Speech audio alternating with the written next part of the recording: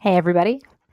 Today we're going to focus on the document-based question, and we'll talk about the skills that you're going to need to develop and hone on how to properly answer this question and how you can use these skills across all curricular areas. Let's dive in. The historical thinking skills, or the HTS.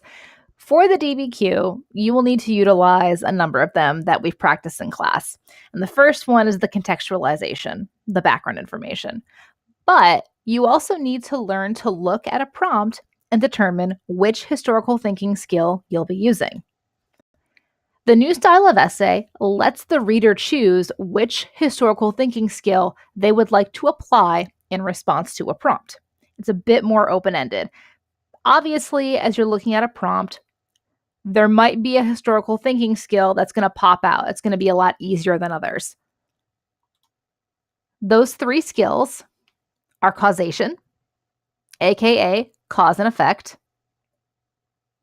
comparison, the compare and contrast, and the continuity and change over time, the CCOT. These are the three types of essays that you can focus on for a DBQ. So what is a DBQ? A document-based question is an essay that's constructed by students using a little bit of their own knowledge, but mostly supported from several provided sources. And the prompts that are going to ask you to form an argument to evaluate historical process, events, impacts, evolution, etc. The purpose of a DBQ is not so much to test your knowledge of the subject, but to evaluate your ability to practice the historian's craft. The DBQ is going to test your ability to create a strong thesis with the aid of the documents provided, to analyze sources for characteristics such as the author's point of view, purpose, audience, and historical context, to make connections between the documents, and there's that little bit to bring in outside knowledge to strengthen the argument. And it sounds like a tall order. You probably use these skills all the time already. And here's the nice thing, guys. You can get a DBQ and you don't necessarily have to know anything about that topic. Let's just say you get a prompt, you're looking at it and you think, oh no, I don't know anything about this. That's okay, because the majority of the points are going to come from your ability to look at those documents and form an argument based on the information in that document. And in all honesty, the information found in that document is probably going to jog your memory so you can bring in one piece of outside information. So let's do a grouping exercise real quick. This slide is my favorite foods. Pause it real quick, think about how you'd want to group them together, and then we'll see if your groupings matched mine. So go ahead and pause and unpause. This is how I group them together. We've got the hummus, French toast, brie and salami, molletas, bagels and lox, chutney, tacos, queso, and pizza. So how did I group them, you ask? Like this. Is that what you did? If not, it's okay. There's more than one grouping. Just prepare to justify it. So my first grouping, easy enough, things you dip food into. My second grouping, food you eat with your hands. And my third grouping, traditionally, food you would make with day-old bread. So now we're going to break down the DBQ rubric and talk about what each component means and how you can get the 7 points. We'll start with the thesis.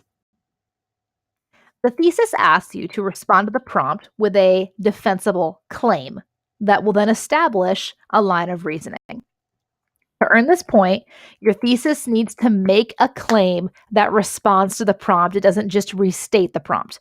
Your thesis should be one sentence located in the introduction of your essay. It should be the last sentence in your opening paragraph.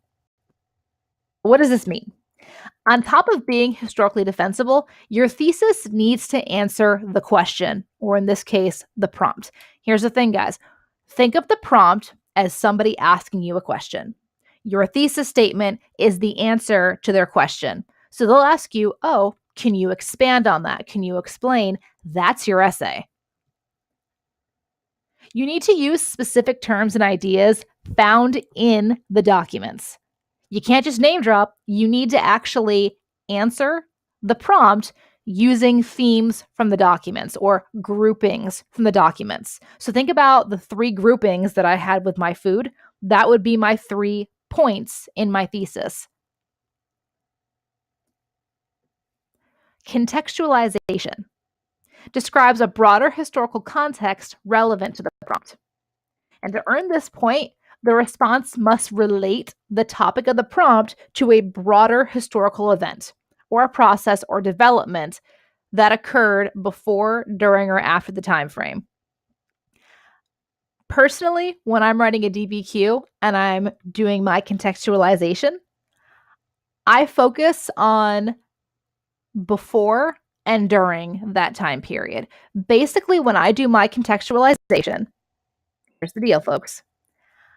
I look at it as the big picture. So I use specific evidence from history. And generally, I stick to the spice, the grapes, the Persia, pirates, whatever theme you're using. When I'm doing this, you can apply a political context to a social DBQ. That's fine. You can also give the background. Think of contextualization as the how did we get here? What events led to this moment, meaning the prompt? What's the big picture? And how you can think about this, guys, is there's a link right here for Star Wars. It's episode 4, A New Hope, don't worry. And when you're watching episode 4, A New Hope, and you're watching that opening scene with the tiny little ship with Princess Leia being chased by the giant galactic empire battleship, and you're asking yourself, well, why is that giant ship chasing that little tiny one? Okay, well, rewind and then look at that opening scroll. They're going to explain everything that happened. They'll tell you why Princess Leia is being chased by the Empire. Because she's got plans for the Death Star and she's trying to get back to the Rebel base and they're trying to stop her. Or you can now just watch that new movie that came before it. I haven't seen it. Rogue One. Rogue One. You can just watch Rogue One now. Or just watch the opening scroll. That'll work too. Evidence, part 1. This is a 2-parter, y'all. So with the evidence, it is a document-based question after all. You can earn 3 points total. So guys, out of 7 possible points, 3 points focus on the evidence. 2 of those 3 points come from evidence within the document. To earn 1 point, use the content of at least 3 documents to address the topic of the prompt. To earn 1 point, you need to describe, never quote, but describe the content from at least 3 documents. Do not quote the document. Do not ever quote from the document, because all that does is just shows whoever is reading your essay that you know how to rewrite something. To earn this point, you've got to put the information, the evidence from the document in your own words. No quotes, ever. None. Zilch, nada. Do not quote the document. That is very important. It is a waste of your time. For 2 points, you need to support your argument using 6 documents. To earn 2 points, the response must accurately describe, not quote, and explain the content from at least 6 documents. And in addition, the responses need to use the content to support the topic sentence, which in turn supports the thesis. Here's the thing, guys. You need to use 6 documents. The only reason that you should only use 3 documents is because you got attacked by a bee when you were writing your DBQ and had to flee the classroom. And don't laugh, because this actually happened to a student once. Taking his DBQ, and a giant bee flew in and stung him. But he finished his DBQ. So you got to use 6 documents. 7 is better, but time permitting, use 6. So what does this actually mean? The evidence needs to interact with the question. It needs to be explicit, but it can be done in just a few words. Your evidence obviously should be supporting the topic sentence and the thesis. The second point requires a significant amount of thesis support, good topic sentences, meaningful transitions from one topic to the next, and the use of different historical reasoning skills like comparison or cause and effect. Now, here's the thing, guys. When you're developing your thesis, you're looking at your documents, you're grouping your documents based on a common theme. What do they have together? What links them together? Is it nationalism? Is it social situations? Is it religion? Again, we're going back to these grapes themes. Here's the deal. However many groupings you come up with in your thesis, that's how many body paragraphs you're going to have. So let's just say you have two arguments, two groupings that you make in your thesis statement. And we'll just say it's religion and government response. That I'm going to have a body paragraph on religion and I'm going to have a body paragraph on government response. That's it. I will have two arguments in my thesis. I will have then two topic sentences to introduce my two body paragraphs. Every body paragraph needs to start off sentence one with a topic sentence. What states? What will your paragraph be about? That's your topic sentence. All right, moving on. Part 2, evidence beyond the documents. Here's the deal. You need to use at least one piece of historical evidence relevant to the prompt that is not found in any of the documents. So this is really the only time that you need to know something about the topic. To earn this point, you must describe the evidence and then connect it back to your argument. It is used to strengthen the existing evidence. It needs to be specific. It needs to relate to a document. It needs to extend your argument on that document. It's got to be contemporaneous, meaning it's got to be at the same time. So here's the deal, guys. If you're writing a DBQ, and let's just say it's about the Enlightenment and scientific revolution, so new knowledge, new intelligence. Here's the thing. You can't reference NASA. That's not contemporaneous. It's completely different. It's not going to strengthen anything. That wouldn't count as your evidence beyond the document. You could reference a scientist. You could reference a new movement of thought, not actually referenced in any of those documents. That's okay, as long as it's during the same time period.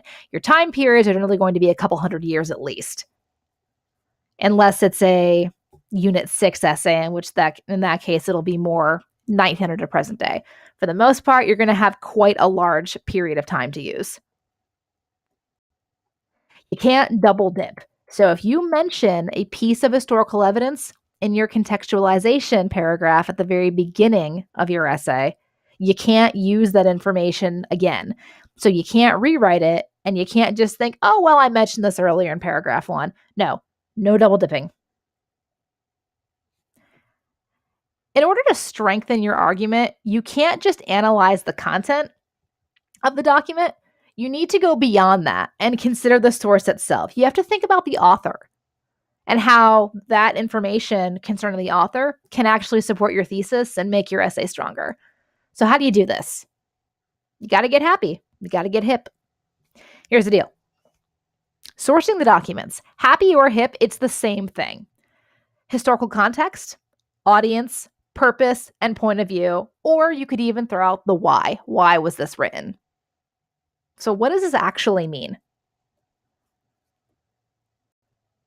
For one point, you need to explain how or why the document's author's point of view, purpose, historical situation, or audience is relevant to this document. You have to do this for 4 documents. The evidence for sourcing can't be found explicitly in the document or the sourcing line. If you're just re-quoting information, it's not your own. You need to extend that.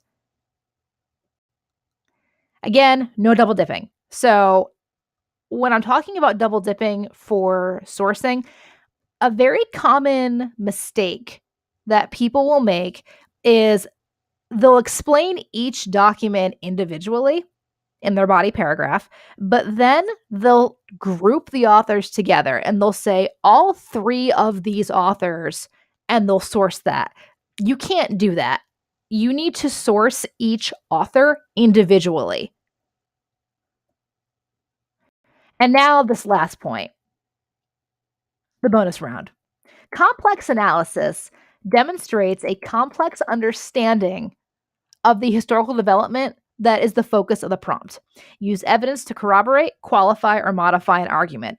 Oy vey. So here's the deal. This is how you get this point, guys. You analyzed multiple variables. You explained numerous similarities and differences, changes in continuities, multiple causes, or cause and effect. And here's the thing, guys. If you're writing a causation essay, you should naturally include effects in this. And you can do that in a couple of different ways. If it's a causation, so let's just say you've got two causes, you could incorporate the effects from these causes in that body paragraph, or you could have a third body paragraph that just lists the effects. It should just come naturally because that's what we do. Cause and effect go hand in hand. Change in continuity go hand in hand. Similarity and differences go hand in hand. And you do this multiple times. So if they're just asking for 2, you did 3 or 4. You explain connections within and across time periods. You corroborate multiple perspectives, or you consider a diverse point of view. You include diverse evidence. This is a new point, and it really connects to the thesis. How well did you support your thesis? How well did you prove your argument? Especially as you're learning to write a DBQ, this is a very difficult point to get.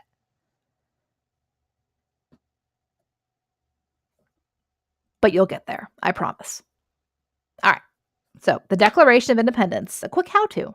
So I chose this document because since this is an AP World Class, most people have already taken their US history courses. And I love Hamilton, so why not? Bum, ba-da-ba-bum, bum, bum. All right, so y'all know what this is. The Declaration of Independence, July 4th, 1776. So if you would like to read this, I'm not going to read this out loud. Feel free to pause it, go through it. And now we've unpaused and we're going to move on. So if you have the PowerPoint, this is an active link, a document analysis template, so you can have a blank version of this. You'll also be getting one in class. So step 1 on how to properly analyze a document. You write a condensed 1-sentence summary of the doc that's less than 15 words. Your summarization must be a full sentence. Needs to be something that you'd write in your DBQ essay to convince the reader that you understand the main idea of what the doc says.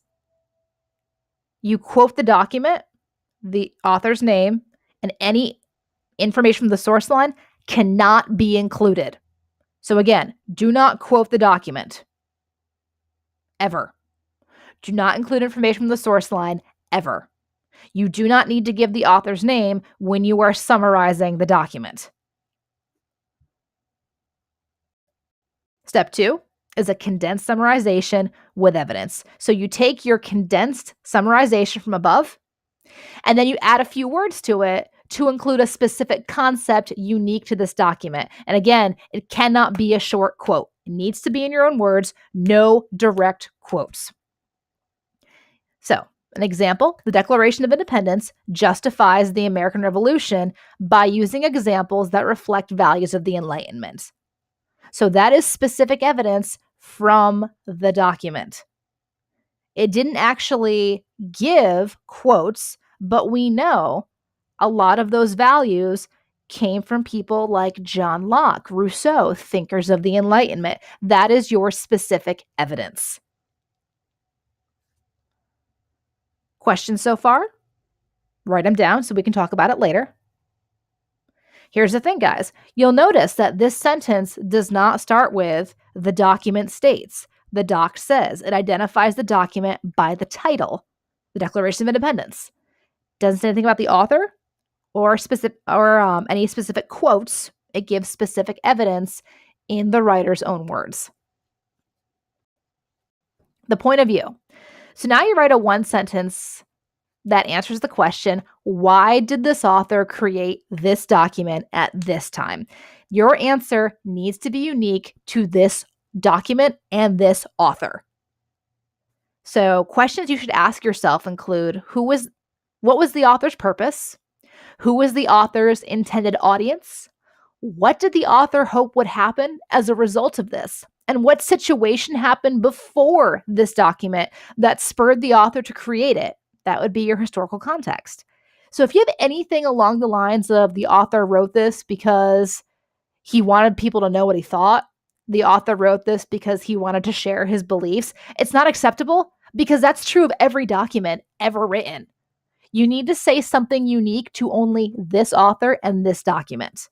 So, an example, Jefferson carefully listed the rights and offenses committed by the British to make the Declaration appear as undeniable as the laws of nature. And finally, the trifecta, bringing it all together. You combine everything into one or two sentences. You want to try to keep it to less than 30 words. And that can be really difficult, guys. But you will get there. So Jefferson listed colonists' natural rights and Britain's violation of those rights to make the revolution appear logical to a skeptical audience that respected Enlightenment ideals. All right. In review, the DBQ rubric. You have your thesis. Use a document to form 2 or 3 groups, claims. Must be one sentence in which you make a claim that answers the prompt. You have 2 claims. That's 2 body paragraphs with 2 topic sentences that emerge from the thesis. The contextualization, the background, the big picture. How did we get here? Evidence in the doc. Use the information within the documents in your own words to support the topic. Use at least 6 of the 7 provided. Your evidence beyond the doc supports your argument by bringing in a piece of information that connects to a document but is not specifically stated in any document. You strengthen your argument by discussing the author's purpose, intended audience, point of view, historical context, or intended outcome. We call this sourcing. And finally, you prove your point using multiple arguments, sourcing, and bringing in outside pieces of information. And finally, the Black Death, an exercise. So here we have 3 documents. I'm going to let you pause these and read them. So go ahead and pause. And unpause. Did you notice any trends? Any themes? So pause again, think about it, and unpause. And if you said divine intervention, religious devotion seems to be a running theme here, you would be correct. The prompt analyzed the various responses to the outbreak of plague from the 15th to the 18th centuries. This is my contextualization. I give the background of how we got there. What occurred? How did the Black Death show up in Europe? And then in the pink highlighting, I have my thesis statement. So you'll also notice that in my paragraph, I've not only included contextualization, the background information, but I've also talked about the epidemic that came to the Aztecs by the Spanish conquistadors. And I've compared the two. So take a moment and pause this, finish reading it and reviewing it. And unpause. So you'll notice I've given background and I've compared this event, the Black Death in Europe, to another event in the 1500s. And this is a sample body paragraph using those 3 documents. So what I have done is I've got my topic sentence right off the bat.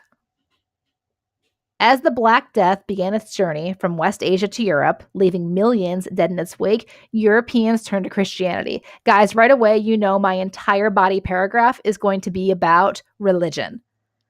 My green is evidence beyond the doc. So right away, I'm just getting that one point out of the way.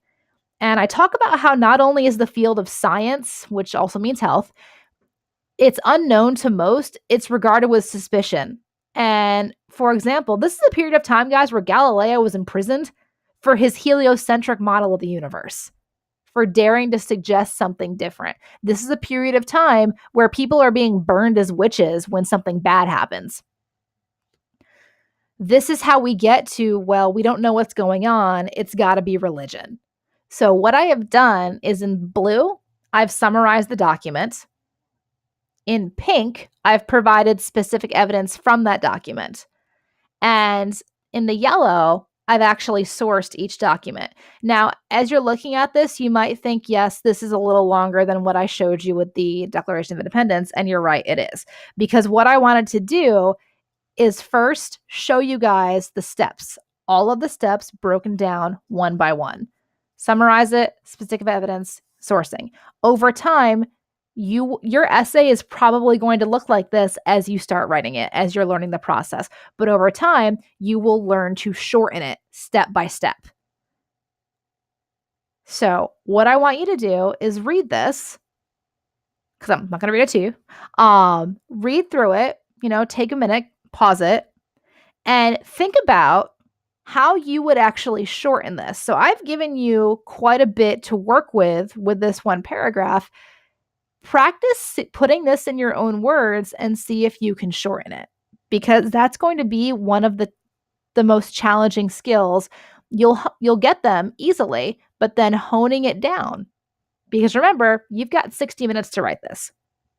But we're going to practice these in class. We're going to peer edit. You'll get feedback from your peers. From me, it's going to be great. All right. Thank you guys so much for listening. Have a great day and email me with those questions. Cheers, y'all.